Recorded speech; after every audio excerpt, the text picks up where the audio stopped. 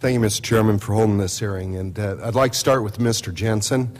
In your testimony, you mentioned that the current attitude of the Federal Forest Service is not to be in the business of making money, but rather to be able to comply with multiple use in the Sustained Yield Act. You further note that some of the generation of revenue out of the forest can be better used to be able to reinvest in the health of our forests and to better meet those goals for multiple use and the Sustained Yield Act.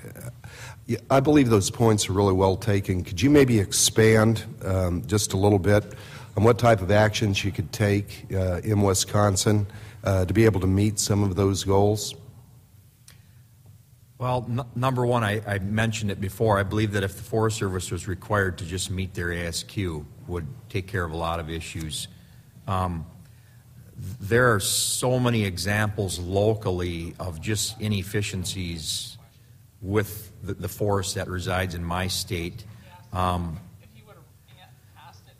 mean, I could go on with several stories. I mean, there's been some stories, for example. Do you have issues in your state as we do in the state of Colorado with regards to infected trees? We have very common issues from an efficiency standpoint all across the country. That's why they thought maybe it would be unique to have somebody from Wisconsin rather than the western U.S., because we have the same common problem, just, you know. So it's endemic across our country.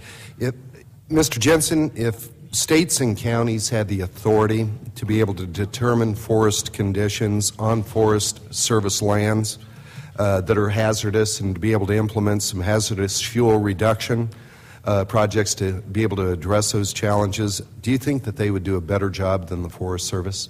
I do. And the biggest reason is because they would implement the solution much faster. We've had some wind events, tornadoes.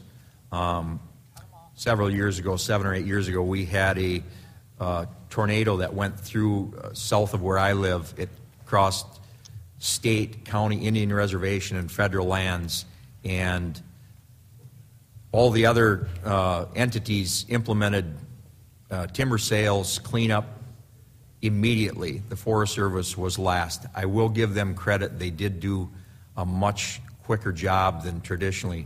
We have a tornado event in the northwest part of our state, devastated 100 and some thousand acres. There is timber that is laying on the ground over a year. It's useless now. So we really need to be able to create an opportunity for our state and our county governments to be able to get in and address these issues. Yes, I believe that the collaboration between states and federal would go a long way because, you know, there's one size doesn't fit all. Thank you. Governor, appreciated your comments, and I believe I quoted you directly here where you made the comment that the system is broken. And in your testimony, you mentioned that the current federal land management processes and the activities of some environmental groups are largely to be able to blame for the lack of responsible management on federal lands. What federal processes are slowing things down, and how are some of the actions of environmental groups exacerbating these problems? Well, I think we could wrap NEPA around a great deal of that.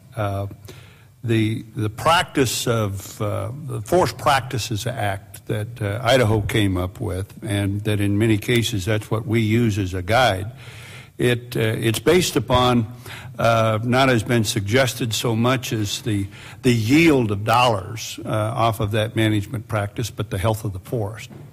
Because this year in Idaho, at 1,700,000 acres that we burned, which put over 700,000 pounds of carbon in the air. I would have had to have 4.6 million cars in Idaho to put that much carbon in the air, including 2.5 tons of mercury were put in the air, and all that watershed was destroyed as well. And part of that reason for that is because of the overgrowth of the forest. Right. Where we should have, let's say, on a northern slope in Idaho, 140 square feet of stumpage per acre. In many cases, we have 600 square feet of stumpage. Right. So that when those catastrophic wildfires hit, there's a lot of fuel there, and they calcine the earth. They burn the earth very, very deep. And we need to be able to address that. You know, Mr. Chairman, I think this panel has explained very clearly the degree to which states need to be able to take effective steps to efficiently respond to their management of the forests on federal lands.